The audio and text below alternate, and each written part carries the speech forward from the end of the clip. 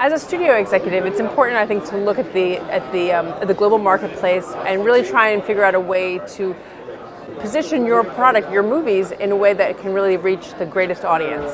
And I think with so much competition in the marketplace now, and so many films both from Europe and so many American studios now making animated films, it's really important to find a way to pierce through and kind of get your films out there. And the international marketplace is growing and changing, and finding ways to tell stories, especially in America, which speak to a more global audience, I think is something that is a challenge that we face.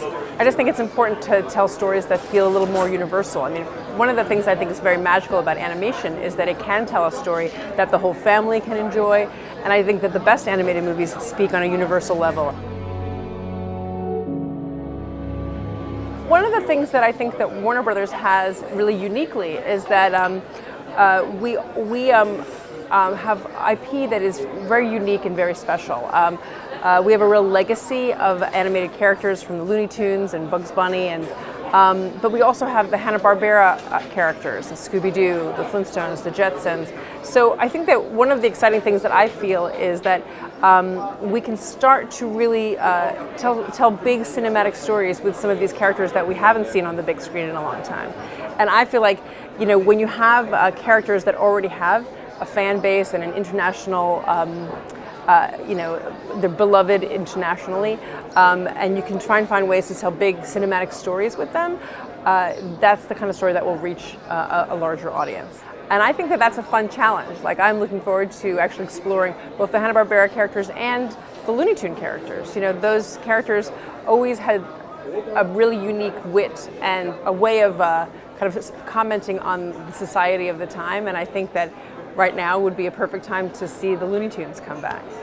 But then also we have original stories as well, and I think that, you know, Warner Brothers has always been a place that embraces filmmakers and lets filmmakers make the movies that they want to make. And so, you know, that's another thing that makes me excited about sort of piercing through, is finding those voices, those unique voices that maybe haven't worked in the animation space before, and getting to tell their stories.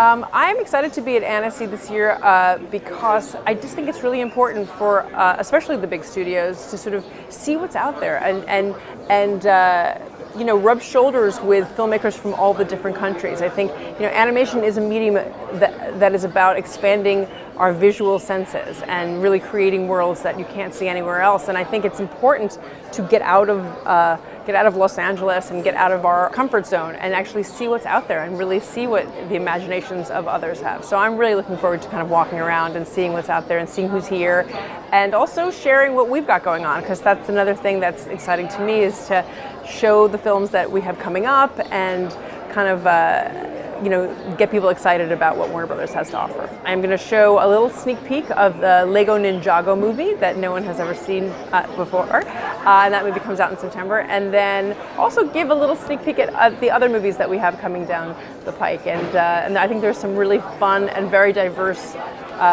films coming from the WAG group that people will be excited about.